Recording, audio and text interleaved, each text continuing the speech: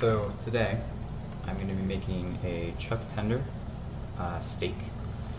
I've made them into medallions and I've marinated them in soy sauce and some Montreal steak seasoning for several hours and pretty much overnight. I'm going to take them out and put them in a pan and fry them off in olive oil, which isn't the best oil, but it's what we got. I picked them up at Publix at Esplanade at Butler Plaza. They were covered in a polyvinyl chloride wrap and a foam tray with a liquid absorbing pad in the bottom of them, as most Publix meat is.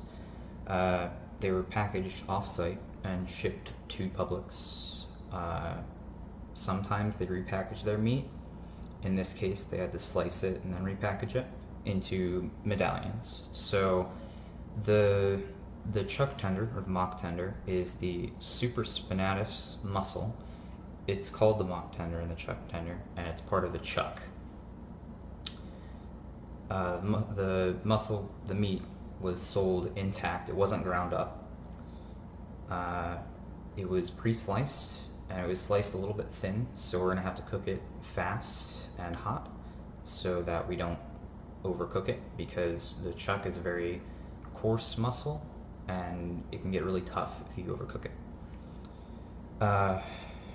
Yeah, I'm cooking it in a frying pan because that's what I have. And I'm okay with the texture of the mock tender.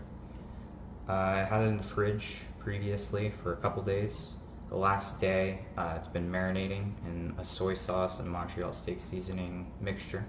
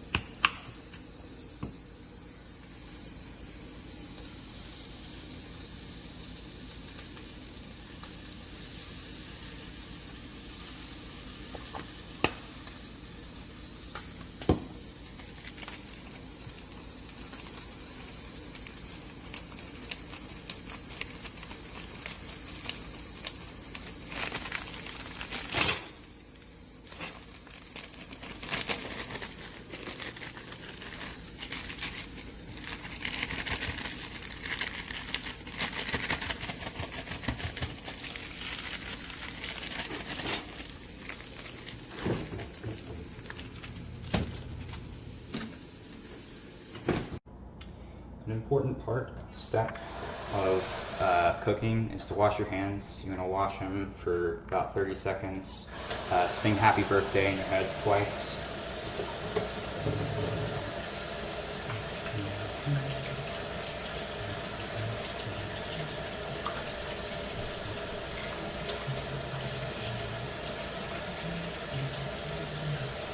Make sure you get your wrists and lower forearms.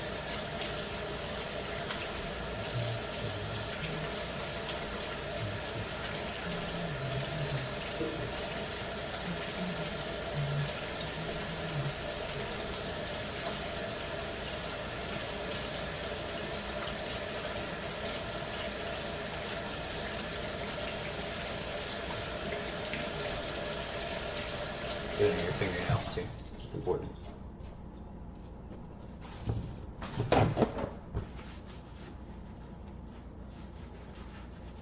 So I've added some olive oil to the pan now. It's heating up here on the stovetop.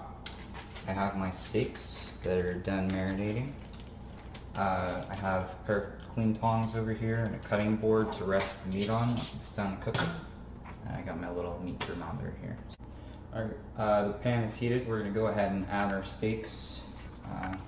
We got 3 in the bag here, and I can fit 2 in at a time. So we're going to lay away from ourselves so that the oil doesn't splatter on us. And then don't touch them. Just leave them there so that they can get a nice browning. While we're waiting, I'm going to wash my hands again because I just touched the raw meat. Alright, now the steaks have been cooking for a couple minutes on either side, about 4 or 5 minutes on either side, so We're going to check the internal temperature with a meat thermometer just to make sure that they're above 145. So you have to check each and every one, each piece of steak when you're cooking it, because they will cook at different speeds. Stick it into the thickest part of the steak, and you just have to wait for the little thermometer to stop ticking upwards. And we're going to wait and hope that it reaches that 145 threshold. I've just checked them with a meat thermometer to make sure that they reach an internal of a little bit over 140. I don't know if you can see that. It's not focusing very well.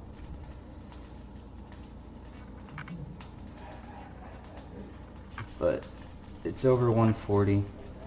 It was about 150 when I took it off, but this sucker drops pretty fast.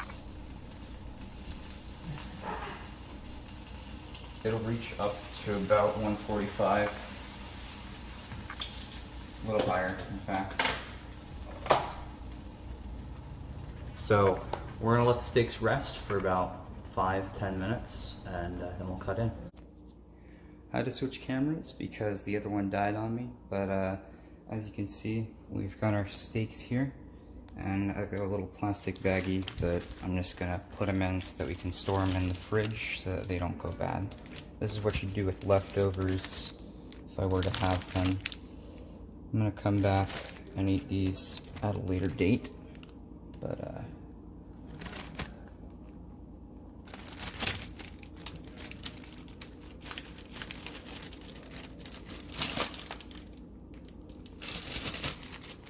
basically we're gonna take these, pop them in the fridge,